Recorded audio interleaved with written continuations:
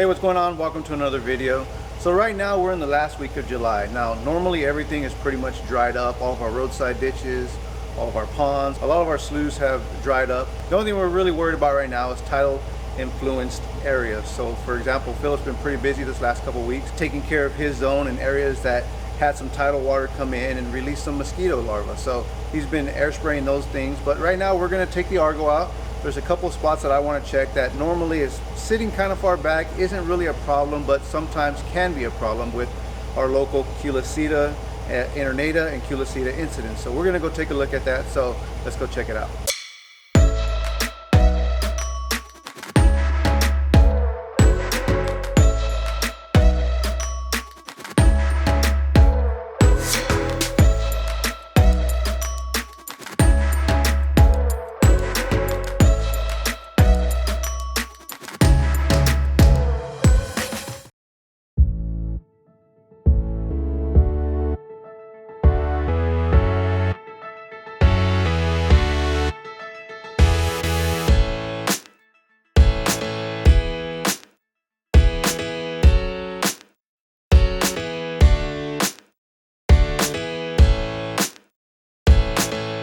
Alright, so we just got here out to off of Highway 1 actually. This is called the PG&E wetland, but we need to stop here, offload the Argo, and then we'll have to drive back a little bit past these fields into the lower trestle. So we're going to get it offloaded and get going.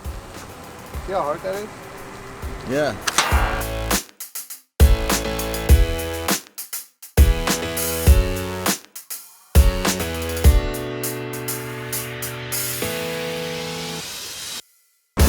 Alright, so as you can see, sometimes things change out here in our zones and kind of throw us for a loop. This is an actual access point for us, but now there's a big fence up and it's kind of blocked us from getting into the lower trestle. So this is one of the reasons why we brought the Argo out, was because first of all, having to come through these fields and the muddy roads, just being able to get down to this point. But now we're going to have to find a different way in, which there are numerous access points and we're just going to have to drive a little farther to get to them, but we'll get there.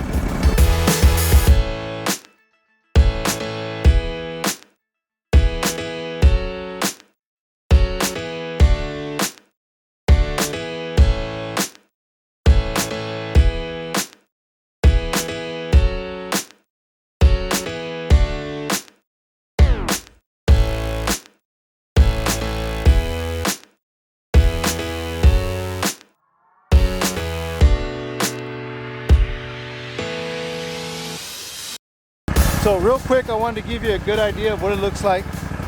Right here, you can see it's all dried up. Everything is good. It looks how it's supposed to look. But then if we look on the other side, you see one of our biggest sloughs. This is the Moro Coho that runs just right on the other side of this berm.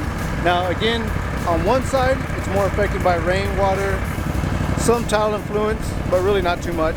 But the other side, that's the side that really keeps the water in there as well. So it's another area we check.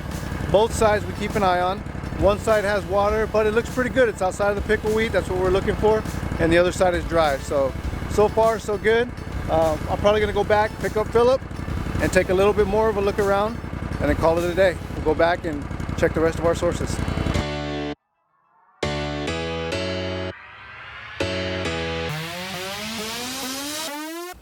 All right, so we just finished up out here. Looks good. It's what we were hoping would be dry. We had a good idea it was going to be dry, but we just wanted to make sure, get some boots on the ground. Philip was able to really get a good view just using the drone, but it's also a good idea to get the boots on the ground just because there's so many cracks out here. The drone may not be able to see into the pickleweed and see any water that may be sitting into these cracks with mosquito larvae. So we still want to get out here, use the Argo, get out here, check around and make sure there's no standing water, which again, it looked good. We're thankful for it. We found out that our normal access point is now blocked off, so we're gonna have to find a new way down into here and where to park the truck and how to access it. But for now, everything looks good, and right now we're gonna get this Argo back, get it hooked up to the truck, get it back to the shop, and go check out some other areas. So until next time, take it easy.